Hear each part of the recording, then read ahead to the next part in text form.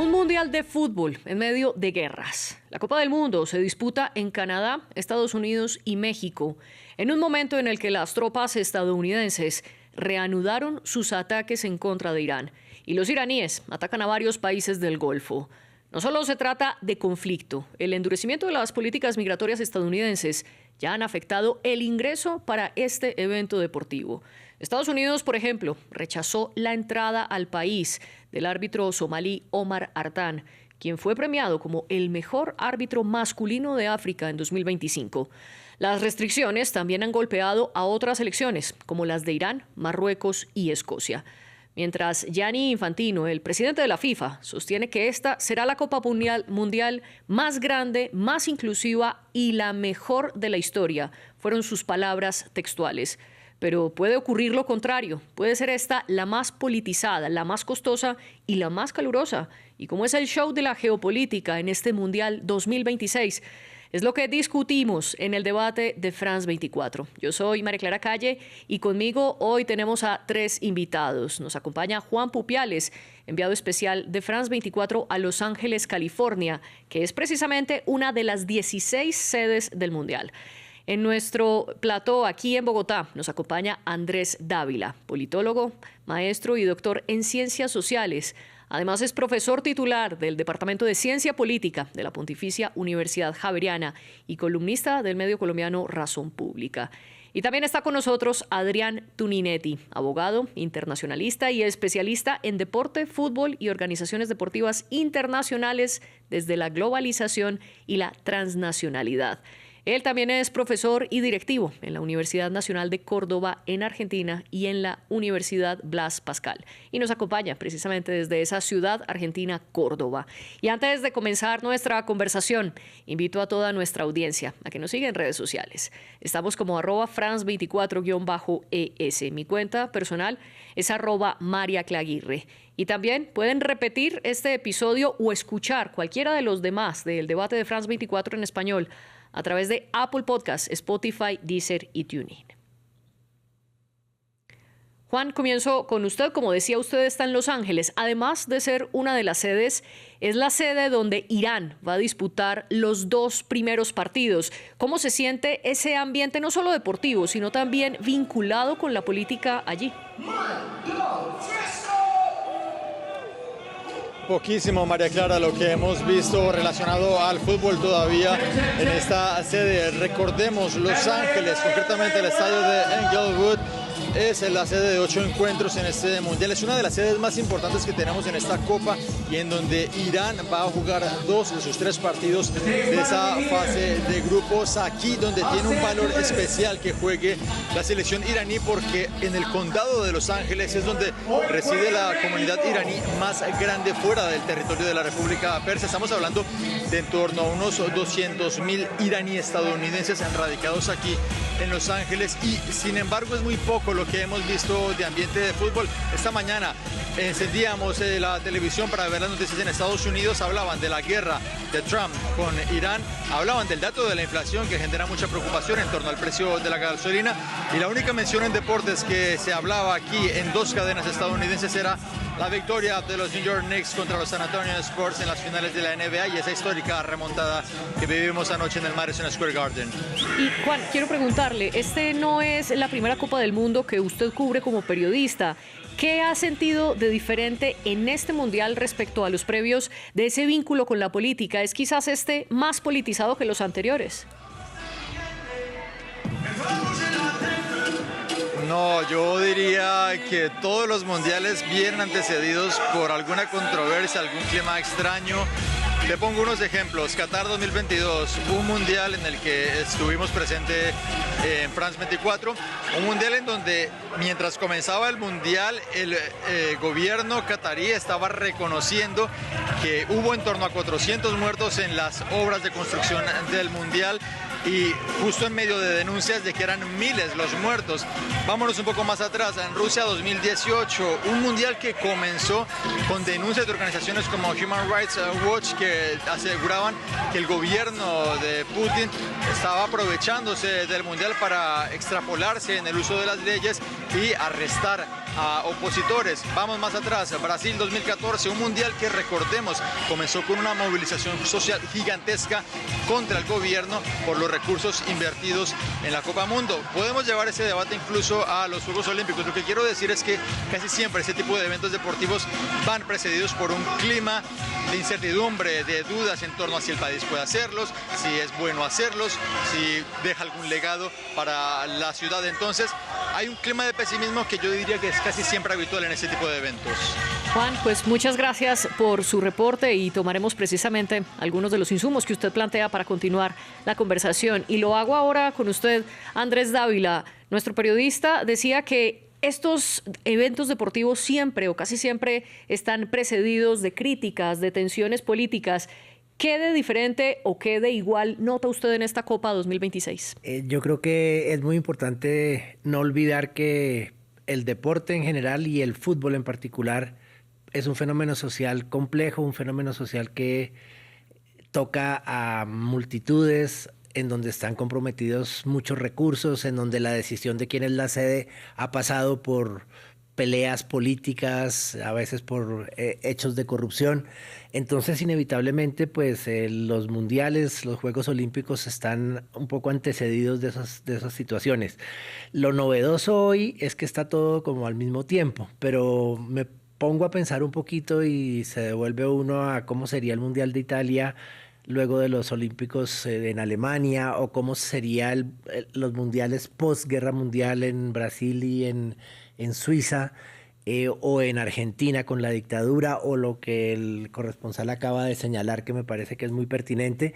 Yo lo que diría simplemente es que pues el fútbol tiene los deportes en general y el fútbol en particular tienen ese poder de ser espectáculos que atraen demasiado, que generan muchas emociones y muchas pasiones, y que por lo tanto no se pueden desligar de la política. Y ahí estamos y vamos a ver cómo resulta. Pero claro, es un fenómeno histórico y habrá que ver quiénes ganan y quiénes pierden en este mundial. Y aquí voy a sumar algunos de los eventos que ustedes ya han mencionado. Incluso Benito Mussolini en 1934 organizó una Copa del Mundo en Italia cuando él estaba al mando y a portas de la Segunda Guerra Mundial. Y también un partido se volvió histórico, Reino Unido contra Argentina, disputando en el Mundial del 82 en España, cuando ambos países estaban en guerra por las Malvinas. Adrián, también bienvenido usted al debate de France 24. Quiero preguntarle qué tan usual es entonces este vínculo entre las guerras, los conflictos sociales también y los deportes, y particularmente el fútbol. ¿Cambia en algo, ayuda en algo o empeora en algo realizar una Copa del Mundo en medio de guerras? ¿Qué tal? Muy buenas tardes, muchas gracias por la invitación. Y bueno, la verdad que primero suscribo con ambos colegas respecto a que el fútbol en particular y el deporte en general siempre ha tenido un manejo político por detrás permanentemente, históricamente, y esto ha sido no solamente en gobiernos autoritarios, dictatoriales, sino también en gobiernos democráticos que de alguna manera buscan cierta proyección global e internacional. Entonces, no escapa a esa lógica. Lo que sí podemos ver en particular de este evento trinacional entre Estados Unidos, México y Canadá tiene que ver mucho más con una centralidad norteamericana y específicamente el gobierno de Donald Trump, que está buscando ciertos réditos, si se quiere, políticos propios para su partido político y para su administración en particular, en medio de este contexto de incertidumbre global y geopolítica internacional que representa el conflicto, sobre todo en Medio Oriente, y que por supuesto está dentro y enmarcado dentro de ese contexto genérico de incertidumbre, de transformaciones y de caos, si se quiere, global. Bueno, este mundial va a ser y representa claramente un espejo de lo que sucede también en el escenario internacional y en las relaciones internacionales, y es por eso que vemos todas estas implicancias políticas, geopolíticas, de líderes políticos en particular, económicas, sociales, culturales, etcétera, y que es una constante permanente, ¿no? Decía vos al principio, la idea de búsqueda de Infantino, de hacer una Copa inclusiva, una Copa universal, una Copa de la Paz, bueno, claramente ha quedado detrás de las palabras todo el acontecimiento que sucede en la práctica, ¿no? Y aquí quiero rectificar un dato que di anteriormente. El mundial al que me refería no fue el 82, sino el 86, y fue Inglaterra el que disputó en contra de la albiceleste. Andrés, Adrián estaba explicando cómo los líderes suelen utilizar los mundiales de fútbol para intentar proyectarse internacionalmente, y aunque esta copa se está jugando en 3 países diferentes, Adrián explicaba que la figura política al menos ha girado más en torno al presidente estadounidense Donald Trump. Y justo antes de la copa, en diciembre de 2025, Infantino le otorga el premio FIFA de la Paz. El fútbol une al mundo. Un premio que no existía, se lo entrega por primera vez a Donald Trump justo después de que el Nobel le rechazara el premio de paz a Donald Trump que él tanto deseaba. ¿Cuál es esa relación, Andrés, entre Infantino y Trump, y de qué manera, o si usted considera que la FIFA está ayudando o no a impulsar esa figura política de Trump?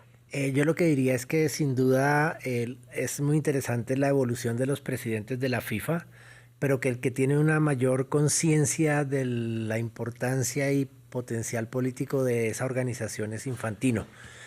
Y creo que muy hábilmente y en un ejercicio muy difícil es capaz de navegar en aguas muy, muy turbulentas. Recuerden el discurso cuando arrancó el Mundial de Qatar, un poco desafiando a la Europa colonialista por sus críticas a los derechos humanos, y creo que ahora simplemente de manera muy hábil, y además porque posiblemente él es producto de la reacción de los Estados Unidos contra la FIFA cuando le dan el Mundial a Qatar, pues está aprovechando ese entorno para tratar de hacer el Mundial como él lo quiere hacer, pero haciendo unas concesiones grandes, complejas, al tipo de situación que se está viviendo en Estados Unidos. Y es ahí donde uno dice, bueno, vamos a ver hasta dónde gana el fútbol o hasta dónde gana la geopolítica o las medidas de política interna que están en curso hoy en los Estados Unidos. Estamos en eso. Yo no alcanzo a saber cuál será el efecto definitivo. Veo que hay muchas tensiones, pero incluso, fíjese, también en México. Hoy la apertura está amenazada por marchas, por manifestaciones, por el malestar de los dueños de los palcos del Estadio Azteca, que ahora se llama Ciudad de México, ¿sí? Y entonces estamos un poco viendo lo que sucede en ese escenario y viendo qué puede pasar con unas decisiones que pues resultan muy difíciles de aceptar, pero que están sucediendo, y simplemente como que todo el mundo al final espera que iniciado el Mundial pase como pasó en Qatar, como pasó en Rusia, como pasó en Brasil, que una vez inicia la competencia como que todo lo demás se olvida un poco. Vamos a ver, porque de todas maneras pues la situación del equipo de Irán es muy complicado, el que les hagan semejantes gestiones para entrar a ciertas selecciones, al árbitro que rechazan, pues son cosas que molestan mucho. Y bueno, y sobre el premio de la paz, ahí un poco en el momento en que sucedió, yo me atreví a decir, lo que me parece importante también señalar es que si el fútbol sigue teniendo la capacidad de atracción y de importancia en el mundo político, cultural, deportivo, social, etcétera, etcétera, eventualmente en 50 años el premio de la FIFA por la paz va a ser más importante que el premio Nobel de la Paz. Si esto sigue así, no sé. Ahora, obviamente la forma en que se le entregó el premio pues fue un poco deplorable para todo el mundo, pero también recoge una cosa que es importante señalar. El primer mundial que llenó todos los estadios y fue sorprendente fue el de Estados Unidos 94, pero en aquella ocasión el presidente Clinton prácticamente no se tocó por el tema, no le importó para nada. Aquí lo interesante es que Trump leyó la situación y la está aprovechando en medio de muchas tensiones. Y de hecho leyó la situación desde mucho antes. Cuando él estaba en su primer periodo presidencial, dijo que era una lástima que no le fuera a tocar el Mundial siendo mandatario, y luego volvió a la Casa Blanca, y es un momento que, como usted muy bien explica, Andrés, está aprovechando. Pero le quiero hacer una pregunta. ¿Todavía entonces usted no se atrevería a decir si este Mundial dejará como victorioso a Trump o al deporte? Es que afortunadamente dependemos de lo que pase en los 104 partidos que empezaremos a ver, y entonces es muy difícil anticipar. Fíjense que hace 4 años antes del partido Qatar-Ecuador, la sensación con Qatar era de mucho rechazo, es una cultura que no entendemos, las mujeres están en condiciones muy desfavorables, están los muertos en la construcción de los estadios. Y creo que hoy el recuerdo que tenemos de Qatar es que un poco distinto a lo que está pasando en México, en Estados Unidos y en Canadá, era muy fácil llegar a los estadios, el transporte era gratuito, la situación que se vivió fue muy festiva y además asistimos a una cantidad de partidos muy buenos y a una final, digamos que ha superado como la emoción, la emotividad, el drama futbolístico de casi todas las mundiales, de casi todas las finales que hemos vivido en los mundiales. Entonces, y como uno es futbolero, así sea analista político, pues yo me acuerdo más de eso y después de aprender que por qué le habían puesto ese traje simbólico a Messi para recibir la copa. Y entonces un poquito lo que yo pienso es, bueno, es que el fútbol está inmerso en las tensiones, contradicciones, cosas buenas y cosas malas de lo que le está pasando a las sociedades y al mundo. Y no, y veo que este año es lo mismo. Y lo que pasa es que anticipar qué va a pasar, por eso un poco dije, quién va a salir ganador. Esperemos. Usted dice entonces que una vez esté rodando la pelota es normal que el fútbol opaque esas tensiones políticas que suelen ser previas a todas las copas del mundo. Adrián, ustedes son los campeones actuales, Argentina, precisamente en una derrota frente a Francia. Quiero preguntarle sobre un término muy conocido en el mundo del deporte que es el sport washing, o un poco traduciéndolo de alguna manera, la lavada de cara que hacen los deportes a las diferentes situaciones políticas y sociales. ¿Cómo está figurando en este momento el sport washing en la Copa de Norteamérica? Y no solo para los líderes. Andrés ponía también sobre la mesa otro de los elementos, y es que el gremio de los docentes, o parte del gremio de los docentes, están realizando protestas en México pidiendo aumentos salariales, mejoras en sus condiciones de pensión. Y son unas exigencias que tienen frente al gobierno de Claudia Sheinbaum de tiempo atrás y que ahora aprovechan una vez más el escenario del Mundial para salir a las calles. Han amenazado con boicotear los partidos, con precisamente ese partido inaugural, bloquearlo. Entonces no solo vemos cómo el deporte sirve de apalancamiento político para los líderes, sino también para otros sectores. ¿Cómo ve usted esa relación y cómo juega aquí el sport washing? Sí, la verdad que el término sport washing está bastante bien enfocado en este caso, ¿no? Porque en el caso anterior de Qatar en particular, vimos que ese término estuvo bien establecido por el gobierno qatarí, que buscaba justamente esa proyección internacional, global y también regional en relación a otros actores del Medio Oriente y de posicionamiento. Entonces vimos toda una copa detrás desde lo organizativo, prácticamente, como decía el profesor ahí, si se quiere, perfecta, ¿no? Porque tenía toda una cuestión de logística mucho más amable, si se quiere, que el actual torneo. Entonces, significó un lavado desde el punto de vista de la imagen pública internacional de que este Estado, Qatar, podía organizar un evento tan masivo. Por supuesto que detrás de las tensiones por la violación de derechos humanos, por las cuestiones específicas sociales, de minorías sexuales, de la mujer, etcétera, continuó durante ese periodo, pero que de alguna forma sirvió para lavar algún tipo de imagen qatarí. En el caso actual, vemos que esa tensión, que ese caos, que esa incertidumbre, si se quiere, está mucho más enfocado en cuestiones locales, ¿no? Tanto en Estados Unidos como en México en particular. Esto es lo que está sucediendo, esta amenaza de boicot en la Ciudad de México en relación al partido, que en pocos minutos, digamos, estaba por iniciarse. Muestra claramente que estos grandes eventos deportivos, estos mega eventos deportivos como la Copa del Mundo o los Juegos Olímpicos, significan una pantalla de visibilización, no solamente para líderes políticos y para actores, para estados, sino también para movimientos sociales, permanentemente.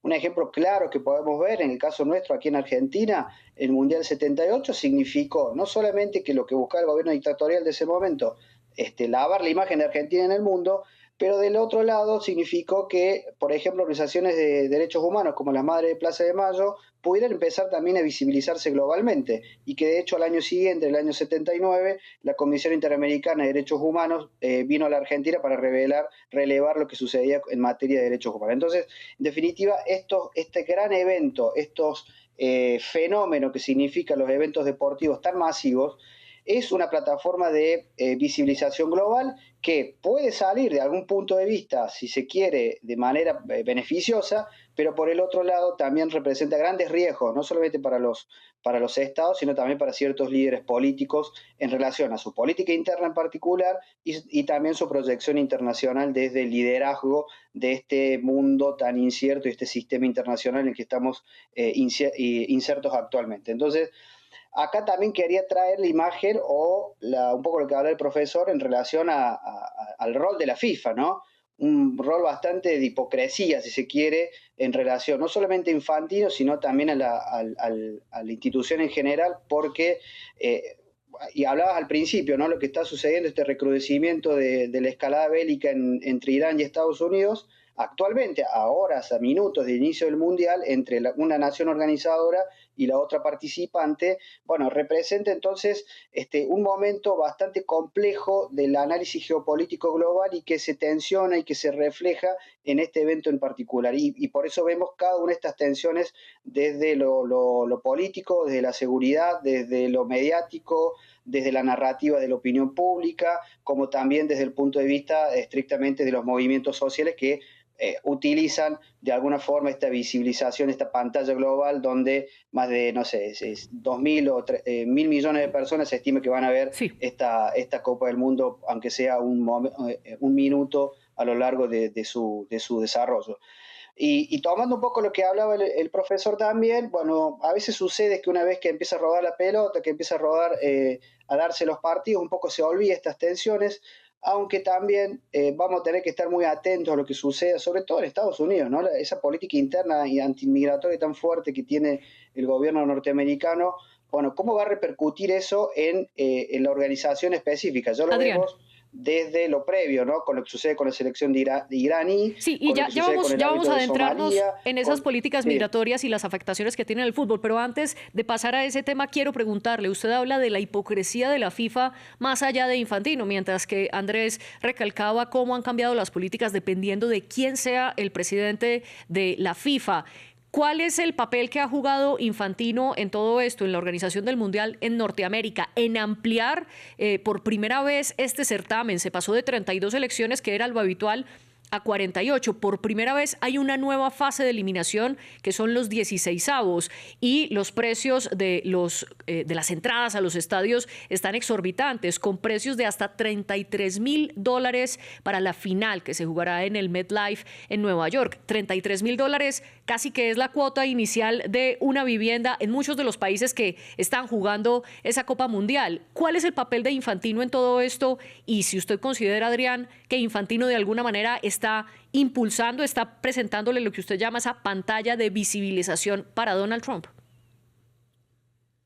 Sí, exactamente. Esto ya viene de hace mucho tiempo. Hay una relación cercana, política y hasta personal y económica entre Donald Trump e Infantino desde hace mucho tiempo, que tiene que ver con un viraje en la geopolítica del fútbol después del escándalo de FIFA Gate, donde Estados Unidos, inclusive administraciones anteriores, ¿no?, empezó a captar y cooptar el negocio del fútbol hacia el mercado norteamericano. Primero con estos grandes eventos, ¿no?, que va a coronarse con esta Copa, pero con lo que vimos el año pasado con el Mundial de Clubes, con las Copas Américas, con las figuras, por ejemplo, de Messi o de grandes futbolistas a nivel global, y con la cada vez más televisación y comercialización del deporte en Estados Unidos. Entonces todo eso representa un cambio geopolítico del fútbol hacia Estados Unidos, en donde Trump e Infantino, respecto a su relación cercana, económica y hasta personal, acercó de alguna forma a ingresar al fútbol, al mercado norteamericano, que es una de las tantas deudas, si se quiere, históricas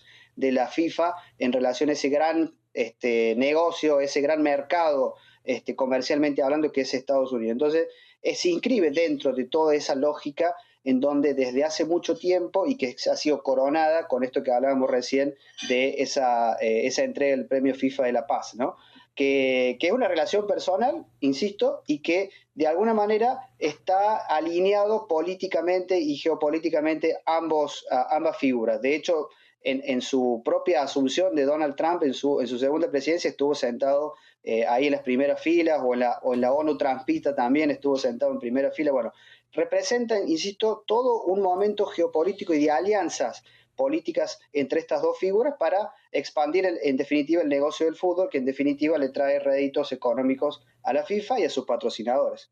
Y le lleva además la Copa a Estados Unidos, que en su selección masculina históricamente no ha sido uno de los equipos fuertes, a diferencia de lo que sí ocurre con la selección femenina de Estados Unidos. Pero Andrés, yendo precisamente a ese punto que planteaba Adrián, el de la migración, y por otro lado, cómo un mundial sirve de pantalla de visibilización. Para quienes están en nuestra señal en video, veíamos imágenes precisamente de personas que aprovechan este certamen para salir a las calles a protestar en contra de ICE, el Servicio de Migración de Estados Unidos. Y precisamente ese ha sido uno de los temas más candentes de esta Copa: el ingreso de extranjeros, no solo a México y a Canadá, sino especialmente a Estados Unidos. Mencionaba la prohibición de entrada a uno de los árbitros que África había dicho: este árbitro será de la Copa del Mundo, y Estados Unidos le denegó la entrada por el hecho de ser somalí. Estados Unidos en este momento tiene restricciones sobre 39 nacionalidades. Además del árbitro somalí, se han conocido casos de la prohibición del ingreso de los hinchas iraníes y también de hinchas de Haití. La misma selección de Irán tuvo problemas, aunque todos sus futbolistas fueron admitidos y sus visas fueron aceptadas. El equipo de Irán ha denunciado que varios de sus entrenadores, a ellos se les negaron las visas, y han ocurrido problemas similares con Marruecos y con Escocia. Andrés, ¿esto cómo puede impactar no solo la Copa del Mundo, sino también esas tensiones en contra de las duras políticas migratorias que ejerce Donald Trump? Bueno, ahí yo creo que el problema fundamental está en que, al mismo tiempo que podrían ser escenarios perfectos para que las políticas migratorias fueran muy eficaces, si ICE cae sobre los estadios donde juegan los equipos de esos países que tienen población migrante que está siendo perseguida, en particular, por ejemplo, los latinoamericanos. El tema, de todas maneras, es que necesitan los estadios llenos, los hoteles con total que estén todas las habitaciones ocupadas, etcétera, etcétera. Entonces uno ahí vuelve sobre el tema: sí, políticamente se quiere hacer algo, pero económicamente hay que responder a unos resultados. Y uno lo que ha oído es que sí, hay unos precios exorbitantes, pero como son tantos partidos, también hay unas ventas de boletería que parece que se la quedaron los sofisticados revendedores de hoy, y que no se están vendiendo tan fácil. Entonces ahí está la tensión, y seguramente la FIFA, que es simultáneamente casi un organismo internacional más poderoso que Naciones Unidas, pero a la vez una multinacional que necesita que el negocio funcione, está moviéndose en eso. Y yo no dejaría de decir, aunque esto a veces no gusta que uno lo mencione, si Infantino yo creo que tiene todos esos aspectos que se dicen, pero a mí me parece interesante que en medio de todo haya como 3 campañas que se siguen promoviendo desde la FIFA y que están ahí: contra el racismo, por la promoción del fútbol jugado por mujeres en todo el mundo, incluidos los países musulmanes que tienen una consideración sobre las mujeres bien diferente. Lo vimos con la jugadora de Marruecos, que en el pasado mundial jugaba con toda su indumentaria, y con las tensiones que propician la selección de fútbol femenino de los Estados Unidos, que una de sus principales jugadoras no quiso ir a llevarle la copa al presidente Trump en el anterior mandato. Entonces, como siempre, yo lo que siento es que aquí hay unas, digamos, unas pulsiones en pro de cosas que no nos gustan, pero el fútbol es un fenómeno en donde esas pulsiones entran en contradicción, entran en debate, entran en tensión política, un poco como lo hemos vivido aquí en Colombia también con el tema de la camiseta, ¿cierto? ¿Sí? La camiseta, que era el símbolo de identidad nacional, igual que pasó en Brasil hace unos años, es hoy un símbolo en disputa política entre la derecha y la izquierda. ¿Quién va a ganar? No sé. ¿De qué depende del partido contra Uzbekistán? No sé. Pues yo no sé, entonces, como las cosas no han pasado, están pasando, es muy difícil sacar conclusiones muy tajantes. Y a mí me gusta siempre ver un poco las complejidades y las contradicciones que entre el fútbol, la política, la economía están manifiestas ahí presentes y la estamos viendo día a día y ya me voy a ver la apertura del Mundial. Y precisamente Adrián me corregirá esa disputa de llevar a un escenario electoral, político, la camiseta de la selección de cada país, también ocurrió en Argentina durante la elección de Javier Milei. Voy a retomar un elemento que mencionaba Andrés, cómo encuentra esa pulsión entre el deporte y la economía. El mismo Infantino vio jugar a la selección de Irán en Turquía antes de que los iraníes debieran viajar. Y aquí otro dato, los iraníes estaban organizados o su calendario era que se hospedaran en Tucson, Arizona. Y sin embargo, por la guerra, la selección de Irán no se puede quedar en Estados Unidos, sino que tiene que quedarse en Tijuana. Y cada uno de los 3 partidos de estos 16avos que jugará, los 2 primeros en Los Ángeles y el tercero en Seattle, deben viajar de Tijuana a Estados Unidos para poder jugar esos partidos. La pregunta entonces para Adrián, con este contexto es, en esa pulsión entre economía, deportes y también agregándole la geopolítica, ¿qué termina pesando? ¿Hasta qué punto la guerra en Medio Oriente puede afectar, por ejemplo, la disputa deportiva de los iraníes y de los hinchas? Totalmente, sí, es claramente una desventaja desde el punto de vista deportivo para la selección iraní, porque si bien están en la frontera de Estados Unidos y México, en la ciudad de Tijuana, tienen que ir y volver el mismo día, lo que representa eso para cualquier selección, para cualquier equipo de fútbol. Generalmente sucede que van un día antes a entrenarse, a concentrarse en un hotel, etcétera, y esto representa un viaje hasta larguísimo, como de Seattle, que son muchísimas horas de vuelo, y inmediatamente jugar y volverse de nuevo al campamento en Tijuana, lo cual representa claramente una desventaja deportiva para un equipo que se lo ganó en la cancha al pasaje a la Copa del Mundo. Y ahí la FIFA, de nuevo, volvemos a esa hipocresía que tiene en relación a que en algunos eventos, toma posicionamiento de alguna forma, por ejemplo, que pasó en el Mundial Sub-20, en el último que iba a ser en Indonesia, y por cuestiones geopolíticas entre Indonesia e Israel le sacó la sede de Indonesia y la trasladó a Argentina. Bueno, en este caso dice, nosotros no podemos resolver absolutamente nada de estas cuestiones, y lavándose las manos, en definitiva. Entonces, en definitiva, desde el punto de vista particular, geopolítico y deportivo, es una clara desventaja, sobre todo para Irán en particular, y también lo que sucede con otras selecciones, lo que vimos Uzbekistán, que ahí que los cachaban, le hacían un rastreo bastante minucioso a esa selección cuando llegó un amistoso de Estados Unidos. Bueno, por lo cual, insisto en lo que decía anteriormente, y lo que también decía el profesor, es incertidumbre, por más que una vez que ruede el fútbol, habrá que analizar específicamente qué va a pasar, porque esto es una proyección internacional de la imagen de Estados Unidos y la administración de Donald Trump, que evidentemente si esto escala en alguna medida va a significar aún una negatividad a nivel global lo que está sucediendo particularmente en Estados Unidos. Desde el punto de vista económico, claramente es una copa bastante elitista, esto que hablábamos anteriormente en relación a los precios de las entradas, los pasajes de los aviones, los hoteles, etcétera. No cualquiera va a poder acceder, no cualquiera va a poder ir, y esto representa también apropiarse un poco de la pasión que sabemos que representa el fútbol, sobre todo, en Latinoamérica en particular, pero en el mundo entero, y no cualquiera va a poder acceder a esos eventos deportivos que representa la fiesta del fútbol, que es una Copa del Mundo, ¿no? Por estos precios exorbitantes de las entradas y también de los traslados de un lugar a otro, ¿no? Y en definitiva, esa incertidumbre, ese caos, ese momento que estamos viviendo, se está trasladando, y que estemos hablando más de estas cuestiones de fuera de la cancha, de lo que sucede en particular adentro, por más que todavía el pitazo inicial no ha iniciado, ¿no? Y Adrián, ya varias veces hablé de su selección, ahora les pido una licencia a nuestros invitados y a nuestra audiencia de que hablemos también de la mía, la selección Colombia, porque usted menciona a Uzbekistán y las regulaciones que han tenido para entrar a Norteamérica. Uzbekistán precisamente será la primera disputa que tengan en las canchas con la selección Colombia.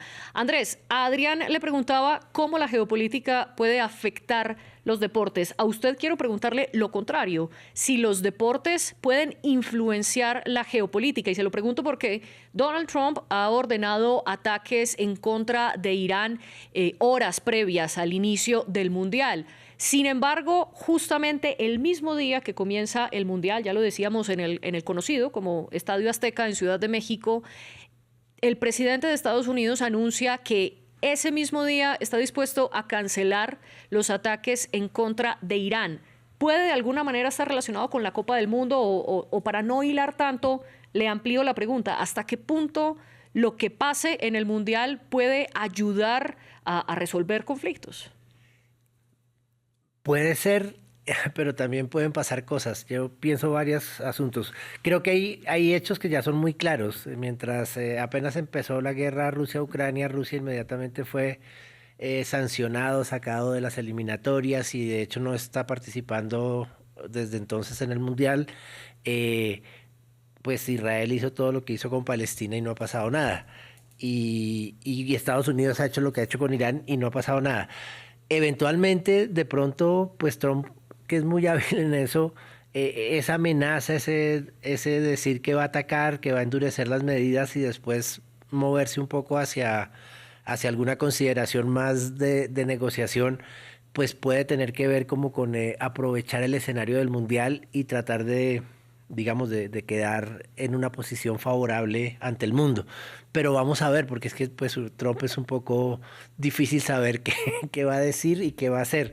Finalmente digamos, su manejo de las decisiones y su manejo de los mensajes en X hace muy difícil anticipar exactamente qué va a hacer. Ahora, lo otro que puede pasar es que así como se dio en el 86 ese Inglaterra-Argentina, y ya se vivió en algún mundial, un Estados Unidos-Irán, donde eso suceda este año, puede ser complicado, ¿cierto? Mejor dicho, puede haber una serie de partidos que tengan una carga mucho más allá de la carga deportiva. Y entonces veremos cómo se resuelve eso. Ahora, no olvidemos también que pues en esto la FIFA, digamos, tiene sus posiciones. Acuérdense un poco cómo llevaron a Corea hasta la semifinal cuando Corea era el organizador del Mundial. Yo no sé si, por ejemplo, en el caso de este año con Estados Unidos haya algo así. Pero también, y con esto quisiera mencionar, yo un poco me aparto de muchos futboleros y de periodistas deportivos que pues más o menos cada vez que aumentan el número de participantes arman un drama y el fútbol ya no es como era. Yo un poco tranquilamente digo el fútbol es como es. Me parecería terrible si les da por hacer el mundial cada 2 años porque entonces no tienen uno tiempo de descansar y prepararse y menos ahora que hay fútbol a toda hora, todos los días. Pero lo de 48 va a ser una experiencia interesante. Con una cantidad de países que no tenían posibilidad de llegar al mundial y ahora la tienen y eso socialmente para cada país es una cosa interesante y con un mundial que va a ser dificilísimo de predecir y porque entonces más o menos uno se imagina qué va a pasar en los grupos, pero después vienen los 16avos y va a ser difícil para cualquier equipo, así sean muy favoritos, va a ser difícil completar los 8 partidos del mundial y es ahí donde vuelve el fútbol a tener como esa autonomía de un poco sacarnos de la disputa geopolítica para ponernos otra vez sobre quién es el mejor y cuál es el que le va mejor, etcétera. Pero bueno, estamos sujetos a que pasen muchas cosas con 48 equipos. ¿Y hasta qué punto, Adrián, se está transformando el deporte por intereses políticos? Esta no es la primera copa que se juega en varios países, ya lo mencionaba Andrés, en 2002, si no estoy mal, fue Corea del Sur y Japón, pero sí es la primera que se hace en 3 países, es la más grande, con mayor selecciones, y la FIFA tiene proyectado que esta no sea la única vez que un mundial se juegue en diferentes países, incluso prevé que sea en distintos continentes. ¿Hasta qué punto esos intereses políticos pueden llegar a afectar el efecto deportivo como tal? Claro, un poco lo que hablaba el profesor también, es la búsqueda de un avance o de una expansión, ¿no?, de la geopolítica del fútbol, que por supuesto detrás tiene intereses económicos, claramente, tratar de vender aún más esa joya de la abuela que representa la Copa del Mundo, y en ese sentido está ubicándose esta sede tripartita entre Estados Unidos, México y Canadá. Por más que, por supuesto, todas las luces deportivamente hablando también, vayan sobre el territorio norteamericano, porque la mayoría de los países se juegan en territorio de Estados Unidos. Representa entonces esa amplitud de ese negocio que permanentemente la FIFA está buscando explotar aún más con el negocio del fútbol en relación a su mercantilización, televisación, patrocinios, etcétera, etcétera, y que, es un síntoma más de lo que estamos atravesando también a nivel económico global, si se quiere, esta expansión de la economía, del negocio y del capitalismo en general, buscando nuevas ofertas o ampliando las que ya existen a través de esta gran visibilización que significa la Copa del Mundo y la potencialidad de llegada a literalmente todo el mundo, ¿no? Y por supuesto la edición que sigue en el 2030, que significa la centenaria, ¿no? Los 100 años de la primera edición de la primera edición de la Copa del Mundo, bueno, también obviamente está buscando una ampliación de esa misma posibilidad de visibilización, en este caso si se quiere del lado económico, y que por detrás vienen los patrocinios de las grandes empresas que disputan también ciertas discusiones por detrás para, bueno, lograr poner su marca por encima de otra, ¿no? Entonces hay todo ese fenómeno, como habla el profesor también, complejo, social, total, desde diferentes perspectivas y dinámicas y variables que representa el fútbol, y que no solamente es patear una pelota de fútbol y ver quién es el mejor en la cancha, es también toda esta construcción, este análisis y estas tensiones desde diferentes perspectivas que suceden por fuera de la cancha. Y precisamente para ahondar y concluir sobre esas presiones que ocurren fuera de la cancha y hasta qué punto llegan a afectar a lo meramente deportivo, Andrés, quiero preguntarle, usted decía, Rusia fue sancionada deportivamente por su guerra en Ucrania, algo que no ha pasado ni con Israel ni con Estados Unidos, que hoy además es anfitrión, uno de los 3 anfitriones de la Copa del Mundo. Es decir, no solo lo excluyen, sino que le dan la posibilidad de recibir la Copa. Al respecto, precisamente un dirigente de la Federación Alemana de Fútbol, antes de que comenzara el Mundial, estaba poniendo sobre la mesa la posibilidad de hacer un boicot a esta Copa, un poco para sancionar socialmente la guerra de Estados Unidos y sus agresiones en Medio Oriente. Más allá de si esto ocurre o no, que no tenemos cómo saberlo, Andrés, sí quiero preguntarle hasta qué punto un boicot deportivo puede llegar a influir socialmente y sobre todo en lo que se ha visto en copas anteriores.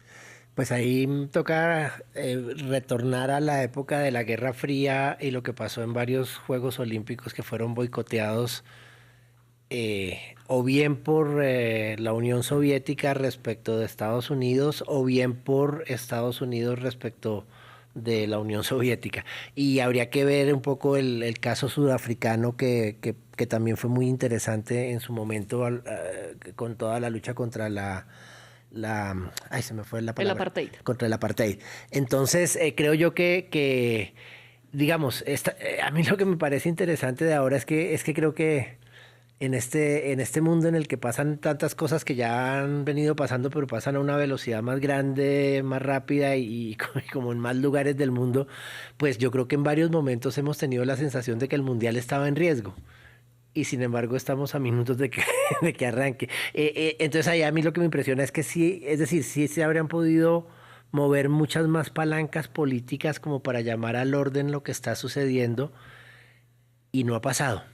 No ha pasado. Creo que como que en eso entendería yo que Estados Unidos y Trump tienen como la conciencia del poder que tienen, y la FIFA tiene la conciencia del poder que tiene, y como se mencionaba hace un rato, hay una confluencia de intereses, ¿sí? Y sobre esa relación de poderes resalto una frase que usted dijo anteriormente, que para usted la FIFA es más poderosa que la ONU. Adrián, en esta misma línea y para concluir, tiene 2 minutos, quiero preguntarle, ¿veremos entonces en el Mundial un show de la geopolítica?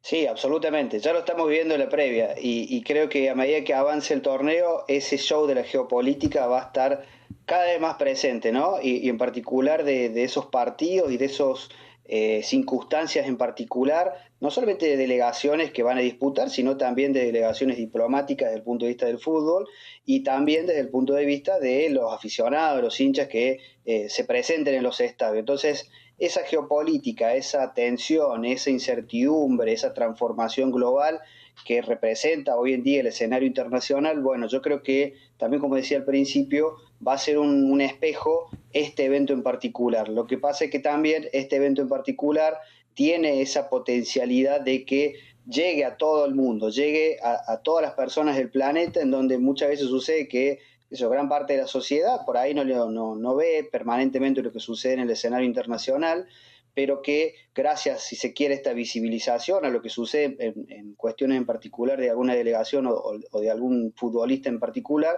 va a permitir analizar también que el fútbol en particular y el deporte en general es un laboratorio, es un espejo de lo que sucede en el mundo, por lo cual la geopolítica va a jugar, creo que, un papel fundamental y estelar en esta Copa del Mundo que se está a minutos de iniciar, ¿no? Adrián Tuninetti y Andrés Dávila, gracias por participar en el debate de France 24. La jefe de edición de este programa fue Laura Garzón y la productora de invitados Melissa San Miguel. Detrás de cámaras hay un enorme equipo que también hace posible este programa. Un agradecimiento a ellos y, como siempre, un agradecimiento a toda nuestra audiencia. Nos vemos en un siguiente episodio.